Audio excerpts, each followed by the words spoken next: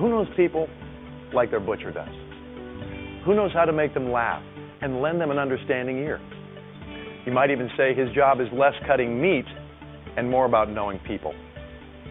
In a time when America was recovering from economic disaster, young Jimmy Smith, a butcher's son, was caught in a struggle familiar to many young people. My mother really wanted me to go to college, and I really didn't like school that much. It wasn't my favorite thing, you know. I liked to play basketball, play sports, and school was kind of boring for me. So my dad told me, he said, Jimmy, he said, come down to the butcher shop, let me teach you how to be a butcher. He said, you'll have a job your whole life, he said. I worked during the last Depression when college graduates were getting laid off. I was working. Everything he ever did, even the things that one might not want to do, he always did it and had a lot of fun doing it. I got to work side by side with him. He was exactly he is today, patched in. Everything had to be done perfectly. A hard worker and just right on top of everything. Jimmy was diligent and persevered in spite of the challenge of a meager income. But it was retirement that would be the beginning of a new life for Jimmy the Butcher. I love my life.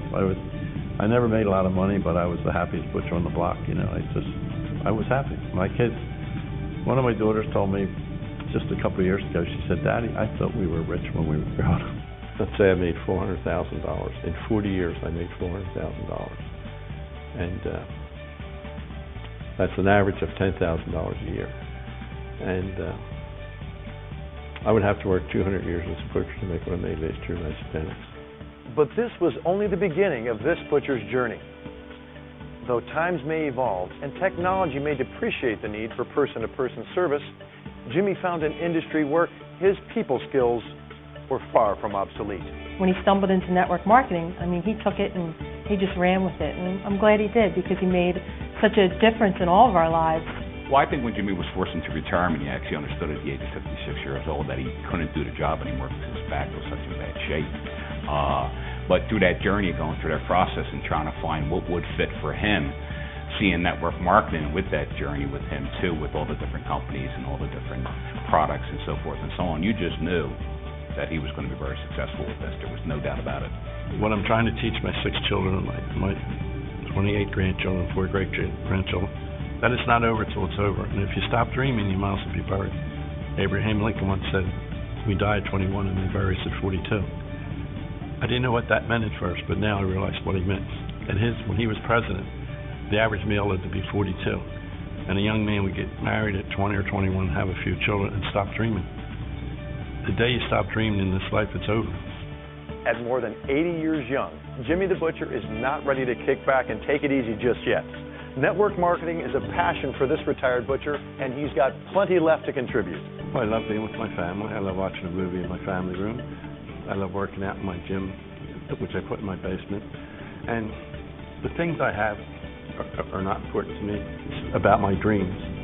And my wife said to me, Jimmy, why are you building this big house? I said, my dear, it's my dream. It's been a dream for a long time. Why did I buy a 40-foot motorhome? It was a dream, and I just wanted to fulfill my dream. He goes the extra mile, that's the one thing. And that's why he's been successful in raising a family, in being very successful in the industry of network marketing. And even when he wasn't successful, he was being successful because he was learning, he was growing, and he was never going to quit. And I don't want to be remembered when I leave this earth for the house I lived in, the car I drove, the clothes I wore. I'd like to be remembered for the positive impact I have on everybody I meet on my journey to reach my goals. His work ethic, he's impeccable with his word. When he makes a commitment to do something, there's no, half. It's all or nothing. He's a real all or nothing person, and he loves because he loves what he's doing so much, working with people especially, that's the piece. You know what, I don't think he considers it work. It's part of, who he is. The people say, Jimmy, when are you going to retire, Jimmy? You're 80 years of age. I said, I'll retire when I expire, not a minute sooner. No matter whatever he did in life, he really went the extra mile and really cared about people. The great Gandhi said, every man wants to live, every man wants to love, every man wants to learn, and every man wants to leave a legacy. I'm working on the legacy right now.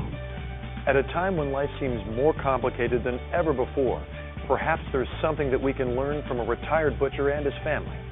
Perhaps there is more to this life than what can be gauged in status or quantified in numbers. Perhaps there's something that we can all learn from the legacy of a butcher.